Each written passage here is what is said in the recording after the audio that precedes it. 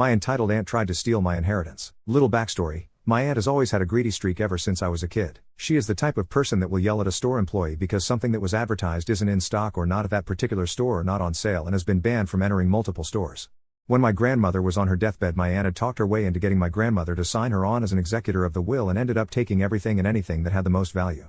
Fast forward, my uncle was my best friend. I always looked up to him as a kid. He was a truck driver, so he would be gone for a long time, and I remember one summer he even took me with him on the road. But sadly my uncle had cancer, and while he was in the hospital my aunt had tried to get him to assign her as an executor of his will, but since he was quick to pick up on what happened when my grandmother passed away, he hired a professional estate lawyer that would take care of everything. If you can imagine, my aunt was not very happy and was quick to throw out a sob story of how offended she was that her brother couldn't entrust her with an important task. This went on for 2 weeks. Even on his last day in hospice, she still brought it up, and was asked to leave by nurses.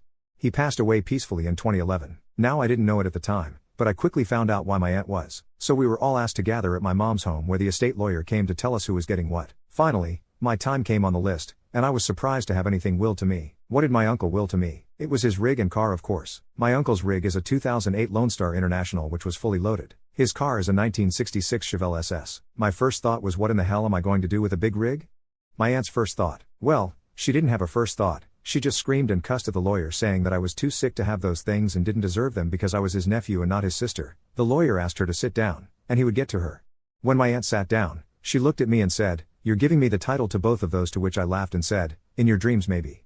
The lawyer kept going down the list, and because my uncle was a legend, he put my aunt at the bottom of the list and said to quote to my sister, "I am leaving her my luckiest, most important dollar, because all present at this meeting will know she needs it most," and then was handed the dirtiest looking Canadian $1 coin which was sealed in a block of acrylic.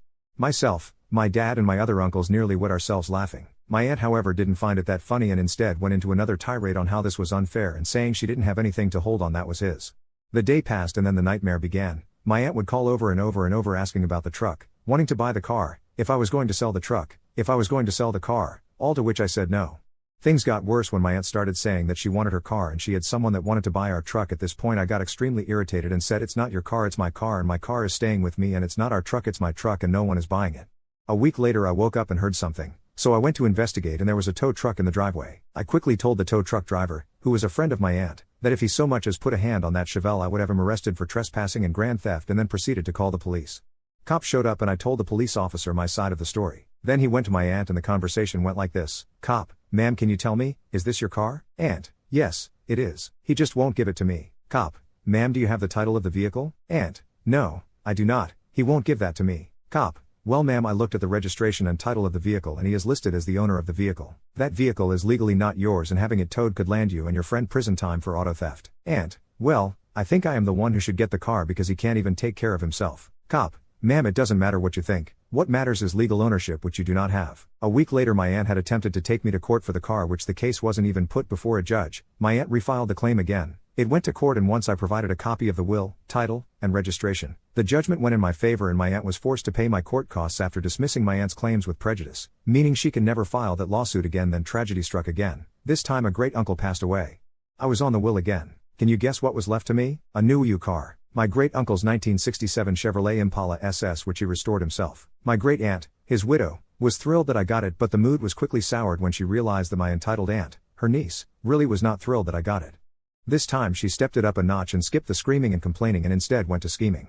3 days after I took possession of the Impala, she rented not just one flatbed, but 2 flatbeds. She managed to get the Impala onto the flatbed and sped off, leaving her boyfriend behind attempting to get the Chevelle on his flatbed as quickly as he could while I stood by on the phone with police. Police quickly caught up with my aunt and arrested her. Her boyfriend was arrested in my driveway and soiled himself in the process. Her and her boyfriend were hit for 2 counts of motor vehicle theft. Both were charged and found guilty and sentenced to 2 years and 2 days in jail. Endpoints: I haven't spoken to or heard from my aunt since she got out of prison, and I have no desire to. Before she was released from jail, I filed a restraining order against her and it has stood since then, but the last I heard, she is still screaming at store employees, complaining about money and asking about me and the vehicles. I still am the owner of all 3 vehicles, the Chevelle, the Impala and the Lone Star International, and don't plan on selling any of them. I repair and build computers for a living, but more and more I have been getting into auto repair as a hobby. As I do live in Canada, I do not drive the Impala or Chevelle during winter months, but every year I always take my great aunt, who is now 96 years old, to A&W to get a burger, onion rings and an ice cold root beer in the Impala, which is something my great uncle did for her since he got the Impala in 1970. A very good friend of my uncle's whom now owns a business actually rents the Lone Star International from me. He promised me that he would not get a single scratch or spot of rust on any single part of it, and to this day that Lone Star looks factory new and has been all over the world. The guy that rents the truck even continued doing a little tradition my uncle did, which was to get a decal on the truck of the state/province/territory flag of the places the truck has visited. It currently has 31 state decals and 3 province decals on it. My great aunt isn't in great health and she has told me that she put me in her will so that I will get her cars, which are 2 of my great uncle's first cars, originally left to her in the will, which are a 1958 Chevrolet Impala and 1957 Plymouth Belvedere Fury, which is my favorite car. I saw the movie Christine when I was 6 years old in 1996. Ever since I love the car, because she knows that I will take care of it and park it right beside the 67 Impala SS. I can already imagine the fallout that I'm going to get for that, so there may even be another post, though I really do hope there is not. Thank you for reading and I hope you have a great day/evening.